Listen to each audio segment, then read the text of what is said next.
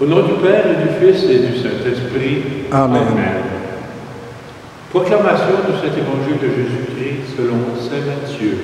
Louange à toi, Seigneur Jésus.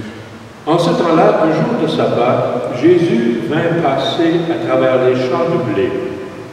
Ses disciples eurent faim, et ils se mirent à arracher des épis et à les manger.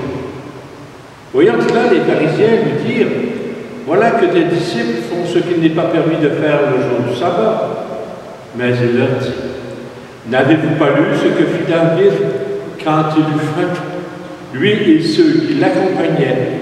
Il entra dans la maison de Dieu et ils mangèrent le pain de l'offrande. Or, ni lui ni les autres n'avaient le droit d'en manger, mais seulement les prêtres. Ou bien encore, n'avez-vous pas lu dans la loi que le jour du sabbat, les prêtres dans le temple mangent au repos du sabbat, manquent au repos du sabbat sans commettre de faute? Or, je vous le dis, il y a ici plus grand que le temple. Si vous aviez compris ce qui signifie « je veux la miséricorde, non le sacrifice », vous n'auriez pas condamné ceux qui n'ont pas commis de faute. En effet, le Fils de l'homme est maître du sabbat. Acclamons cette parole de Dieu. Louange à toi, Seigneur Jésus. Et voilà une parole très inspirante. Une parole qui est aussi très provocante. Elle provoque solidement les habitudes religieuses des Juifs.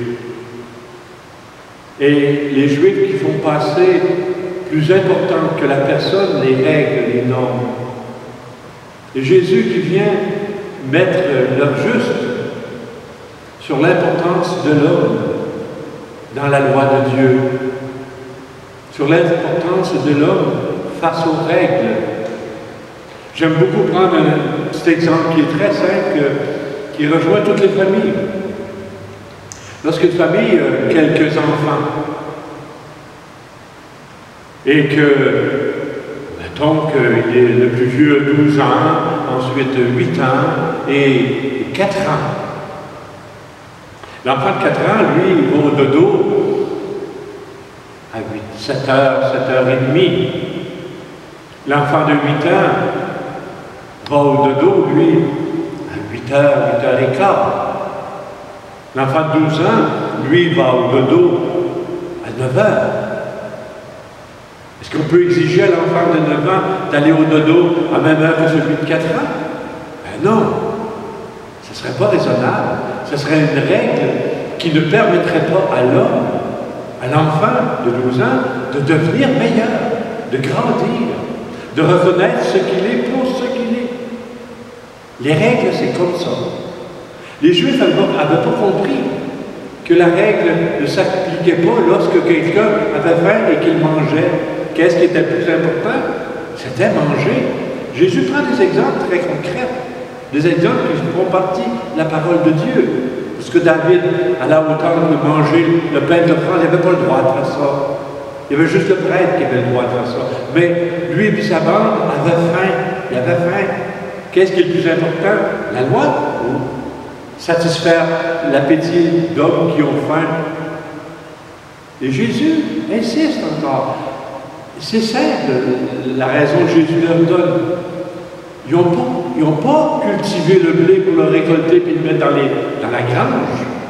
Ils ont pris le blé pour se nourrir, ils ont mangé. Ils n'ont pas commis de faute. Le jour du sabbat, il était interdit de récolter le blé pour l'engranger. Mais quelqu'un qui avait faim, qui récoltait du blé dans un champ, qui se nourrissait, il n'y avait pas de faute. Et Jésus insiste sur l'importance de la personne avant la règle.